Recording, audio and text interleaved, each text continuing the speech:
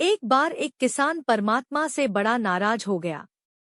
कभी बाढ़ आ जाए, कभी सूखा पड़ जाए, कभी धूप बहुत तेज हो जाए तो कभी ओले पड़ जाए। हर बार कुछ ना कुछ कारण से उसकी फसल थोड़ी खराब हो जाए। एक दिन बड़ा तंग आकर उसने परमात्मा से कहा, देखिए प्रभु, आप परमात्मा हैं, लेकिन लगता है आपको खेती बाड़ी की ज्यादा जानकारी नहीं है। एक प्रार्थना है कि एक साल मुझे मौका दीजिए, जैसा मैं चाहूँ वैसा मौसम हो, फिर आप देखना मैं कैसे अन्न के भंडार भर दूंगा।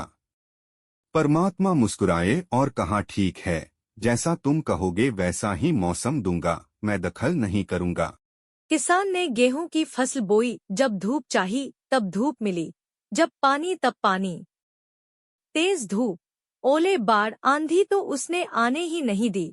समय के साथ फसल बढ़ी और किसान की खुशी भी, क्योंकि ऐसी फसल तो आज तक नहीं हुई थी। किसान ने मन ही मन सोचा, अब पता चलेगा परमात्मा को कि फसल कैसे करते हैं।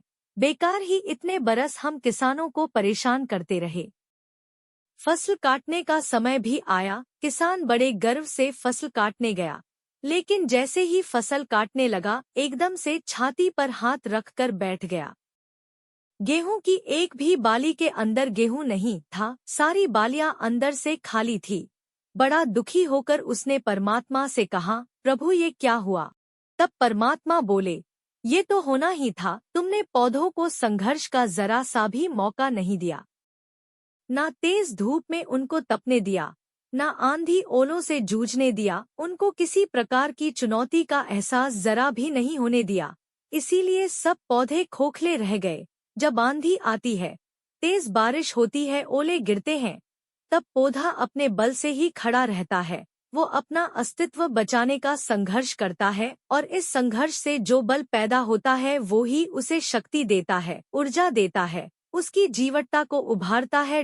सोने को भी कुंदन बनने के लिए आग में तपने, हथौड़ी से पिटने, गलने जैसी चुनौतियों से गुजरना पड़ता है, तभी उसकी स्वर्णिम आभा उभरती है, उसे अनमोल बनाती है। उसी तरह जिंदगी में भी अगर संघर्ष ना हो, चुनौती ना हो तो आदमी खोखला ही रह जाता है, उसके अंदर कोई गुण नहीं आ पाता।